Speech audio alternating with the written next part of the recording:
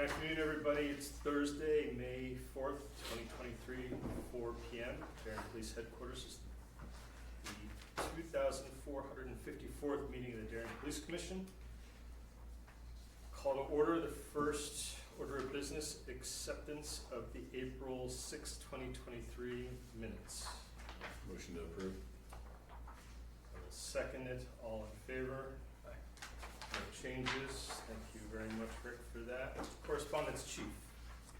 Correspondence, we have several items. The McDonald's Corporation in our area dropped off some snacks and some gift cards for us back on April 4th. We sent them a thank you note. They stopped in and saw Captain Marin, two community relations representatives. Let's see what we got. We got cookies, apple pie, and coffee. So that was well received, and a couple gift certificates and gift cards that we actually doled out to the public as well. So that was a win-win for everybody. So thank you for the McDonald's folks who stopped in. The Darien Butcher Shop dropped off food and spare ribs, sandwiches, and salad. Unfortunately, on that day, the chief did not get any of that, but duly noted, thank you to the Darien Butcher Shop for dropping off some fine food for our folks. Lastly, I had gotten a couple thank you notes from a resident of Queens Lane. The first one was back on April 20th. Just wanted to let us know that, thank the department for sending a car to check on her daughter who's home alone. The resident was out and her husband was out as well. So apparently someone was knocking on the door, so they called the non-emergency line. You sent a car right away. Very grateful for the quick response of your fine staff. So I did correspond back with the resident, and she said, second time, don't laugh, but today they came by and rescued us from a rabid raccoon. The animal control officer was very professional and took care of it. So we got a double activity on Queens Lane, but a very thankful resident as well. So duly noted. I do appreciate it when I hear from our residents and visitors to the town of Darien that our officers are doing a good job. Great. Department activity, Captain Marin. This is a report from April 6th to May 3rd. On April 5th, it was reported on April 5th, but it occurred on April 5th, reported on the 6th. A patron of Stop and Shop had his debit card stolen from him unknowingly, and it was later fraudulently used in Norwalk.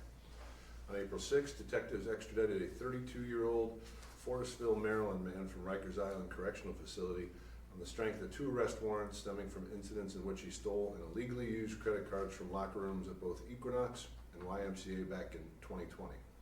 He was also charged as a fugitive from justice and was held on a $500,000 bond. On April 9th, an Amazon package was stolen from the mailbox of a Coach Lamp Lane residence. On April 10th, 2 individuals attempted to steal approximately $600 in groceries from Whole Foods. When confronted by the manager, they left the merchandise behind and fled the area. On April 11th, during the overnight hours, a lobby ATM at Webster Bank, 1001 Post Road, was broken into, and a substantial amount of cash was stolen. On April 14th, 36-year-old Stanford man was arrested for threatening and breach of peace after statements he made and behavior he displayed while in a Post Road restaurant. On April 14th, a Darien resident had her wallet stolen unknowingly while exiting the train. The wallet had credit cards in it and were used later in the day in New York City. On April 15th, a male suspect shoplifted over $100 in merchandise from Stop and Shop. On April 20th, a 37-year-old Darien man was arrested for assault and breach of peace after he started a physical altercation with a Norotan Avenue gas station employee. On April 21st, an 18-year-old Stanford man was arrested at an Old Parish Road residence for providing alcohol to minors during a party he was having at his father's unoccupied home. On April 25th, a Post Road resident reported that he was scammed out of $50,000 when he attempted to purchase 2 vehicles through money wiring services. On May 1st, a patron of Whole Foods had her wallet and credit card stolen from her purse and her unattended shopping cart. The cards were fraudulently used later at the Apple Store in Norwalk. We had 3 domestic disturbance incidents, one of which involved an arrest, 3 incidents of check and mail theft or fraud, 3 overnight stolen cars that were unlocked with the keys in it, and 2 were from the same residence, 2 overnight burglaries of unlocked cars, 1 attempted overnight burglary of a locked car, 25 motor vehicle accidents, 4 involving minor injuries, most of those occurring on the post road. And we had 192 traffic stops conducted by the patrol division. Thank you, Captain. My only further comment there is it's a familiar refrain. This has been happening for far too long. Cars are still being left with the keys in it. Invariably, they are being the only ones stolen. And purses are being left unattended in shopping carts. You must keep an eye on your pocketbook and purse when in any of our shopping plazas or shopping grocery stores. Our detectives do a fine job of tracking things down with credit cards and making arrests after the fact, but we would much rather have it not occur in the first place. And again, lion's share of the responsibility for protection of your property lies with you. So, you've heard me say that again, and I probably will say it again, but I will keep banging that drum. Next on the agenda is public comment. I don't think we have anybody here. So I think we'll move on to old business. Captain Hedema, building issues update. Sure, so the generator was finally repaired yesterday. Kinsley came and made repairs. That has been probably 3 or 4 months waiting for parts, so finally got that repaired. The women's locker room is moving ahead. I believe it is out to bid right now. Contract was signed, so that stuff is good. I don't think there's anything else going on in the building right now worth mentioning, unless you could think of Our anything in-house else. CCTV system is largely installed. I think there's a little bit of a hiccups there that we're still trying to work with the vendor to get that optimally fine-tuned, but. This is the new cameras and the new system, Chief. Correct. Traffic issues, just to touch on, the last meeting we had, there were some citizens here, I think they were from the YMCA, and I just did some digging with the state. Last time we requested a crosswalk there, it was denied. That was in 2016. If the commission so chooses, we can reconstitute that discussion. I think the answer from the state would be, what if anything has changed at that location that might make our decision different? And the reality there really isn't anything that has changed in that location.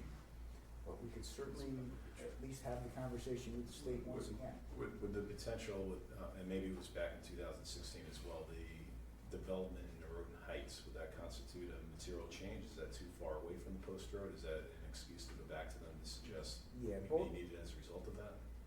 The answer to the question quite succinctly, we sign off on projects like the Two Heights projects if they would not impact on the state highway system. So there is a minimal impact in that area of the post road because of those two developments. Certainly more than none, but not significant from a traffic management perspective. I guess the only thing that's changed now is that there's the drop off,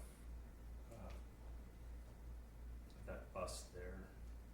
We'll have to think about it. We'll deliberate on that. Okay. Anything else? The public bus you're saying? There's a stop there. Right, but there's also the, The new employees there, yeah, the Billis folks, right, right, they run the cafe, I think, right? right, right. And some of their staff members, they said they were using the public transportation. Okay, we can deliberate on that a little bit. Anything else, No, Captain? nothing else. New business, Chief? I'm gonna let Captain Hedema speak to her experience. She attended the National Law Enforcement Women's Conference. I just wanted her to give the commission an update on the positive feedback she got from that conference and what she's bringing to the table. Yeah. So I'll just give a quick rundown of what it is. So NALI is the National Association of Women Law Enforcement Executives, and it's created to promote women in law enforcement. It's a membership open to both men and women, sworn and civilian, to support the advancement of women in all ranks and roles in law enforcement profession. So it gives women in law enforcement some opportunities to come together and support each other on recruitment, retaining, and promoting women within the law enforcement field. So I went to the conference April 11th to the 14th. There were 2 different tracks for studying and taking courses. One is a chief, sheriffs, and executives only track to meet, network, and learn in small groups. And they had featured speakers to address issues facing law enforcement executives. The other track was for patrol and mid-managers to address challenges and provide strategies for those wishing to advance their careers. A lot talked about there was the 30 by 30 initiative to get 30% women in law enforcement agencies throughout the country by 2030. Some of the classes I attended that I think I can bring back here, for instance, Women Empowering Women, programming to increase diversity, interviewing for promotion, mentoring, next generation recruitment and marketing strategies, leading and inspiring and mentoring, some others, let's see, combating law enforcement suicides, Silent No More, the fatal 10 of law enforcement suicide, violent crime reduction, reshaping your resume, and working to ensure diversity, equity, and inclusion. So there's were just a couple of the classes I attended while I was there. But It sounds like a lot. it was a great opportunity. You but would do it again? Definitely. Yeah. Yeah, definitely. And I would suggest in the future that maybe someone besides me go as, I would love to take another female that's looking to promote through the department as well, just to show that support. I mean, there are few and far between women in this field that want to really promote up the ranks, and I think it's beneficial to feel that support from other women that have gone through it, so. Were most of the people that went at the supervisory level? Most were. Or okay. Most were, but there was a good amount of people that were, anywhere from patrol, detective, sergeant, all the way up. Good. And once again, I never want to fail to thank people in town and our residents and our elected officials for supporting the training regimen of the Darien Police Department. We don't take it for granted. We realize the opportunities we get here for training, and I do think that we give it back above and beyond. And I think our residents and the visitors to Darien see the result of the professional training we get. That's the feedback that I get. Most recently, not on the agenda, but Detective Silva recently was recognized by the Fairfield County Chiefs of Police Association for placing first place in the scholastic standing in the 61st Annual Detectives School. Right. That ceremony was just last night in that dinner. I'm very, very proud of Leslie Silva. She's upheld a long-standing tradition of Darien police investigators doing very well in that training assignment. So very, very proud of her and very happy for her. Great honor. Yes, Great indeed. Honor. Two really, really great programs. Anything else? Nope, that is it. Next on the agenda is Officer Harwood Smith, request for extra employment. A letter here. Yeah, now a letter, an email from Officer Harwood Smith, as the commission knows, but for anyone watching on TV, he's one of our recruit officers. He's currently attending the Connecticut Post-Sea Training Academy. He came to us from the Equinox, where he was a personal trainer. He is looking to do personal training, continuing, and time when he's not at the police academy, probably would be weekends, no more than 5 hours weekly. I don't see any downside with the commission allowing him to do that. No issues. Do we need to vote on that, Chief? Yes. I'll make a motion to allow the additional employment. Second, all in favor? Next is Constable Com. As the commission knows, former Captain Fred Com has been Constable Fred Com down in the Tokenique Tax District, serving as a Darien constable for 12 years or so. He has now decided that he will not seek another term as a constable down in Tokenique. His last day of employment with us through the Tokenique Tax District will be on or about June 1st. So we were in the process now of identifying a replacement to work as a Tokenique Darien constable down there. So we're in the process of doing that. Fred Com was here when I got here. He has been a stellar employee. He has helped me immeasurably over the course of my career. He has been a confidant. He's been a mentor. He's been certainly a great representative for the Darien Police Department. Hard worker, practical, pragmatic, educated. I thank Fred for all his assistance that he's given me over the course of my career.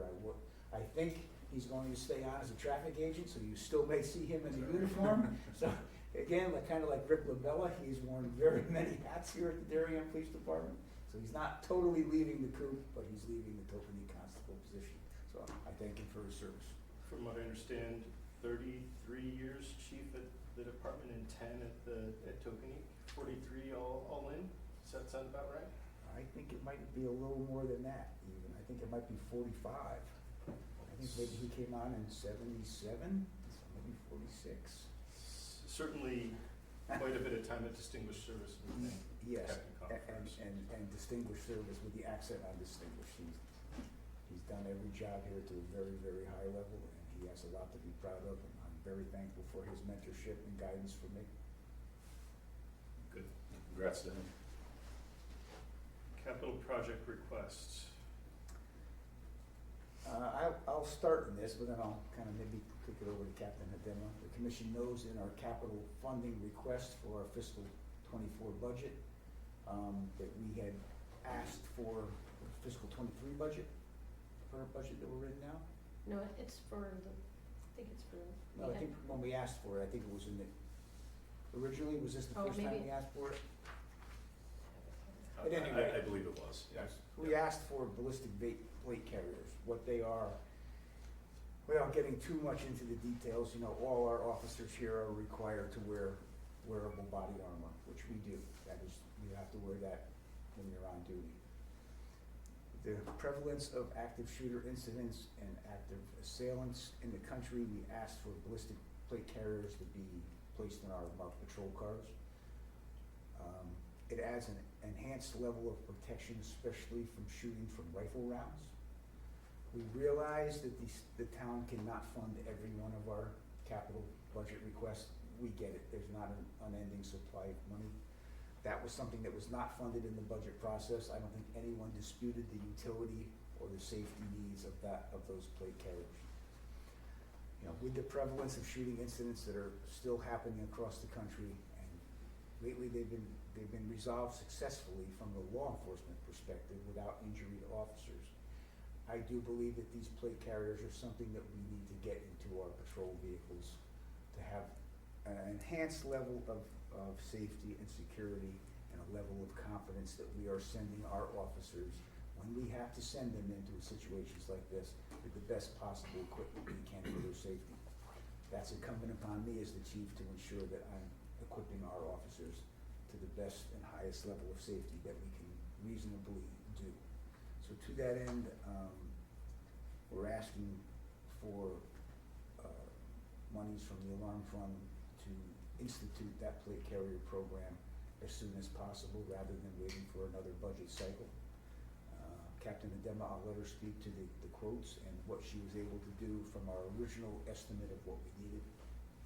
So I've been in contact with the company over the last couple months. Our last quote was given to us back in October of '22, and now that we're continuing to press forward, I asked for an updated quote in which they actually have come down almost $2,000. So the newest quote is $8,605, and that's for 12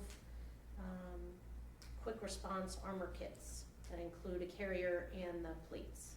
And Captain, that's one for each patrol car, is that right? That's correct, one for each car.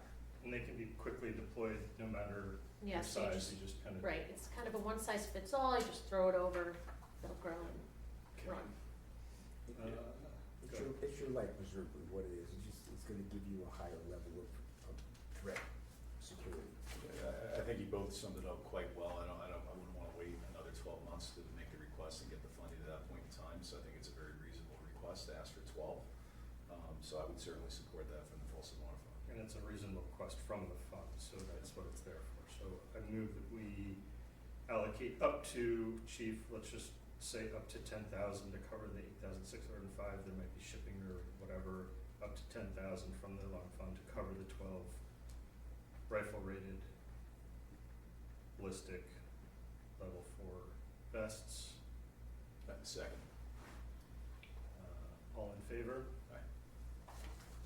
We appreciate the commission's support of this initiative, and I know our officers will as well. It's something that we hope you have in the car that you never have to take out of the car. I'd much rather be Have it ready to done. do it if we had to than say we should have, could have. Thank you. Completely agree. Last order of business, unless there's anything else, is our next meeting. So today's the 4th. Our next regularly scheduled meeting would be the 18th. I'm fine for the 18th, the next week would be tough for me. Yeah, me too. Yeah, I'm okay with the 18th. So 4 PM on the 18th. Works for me.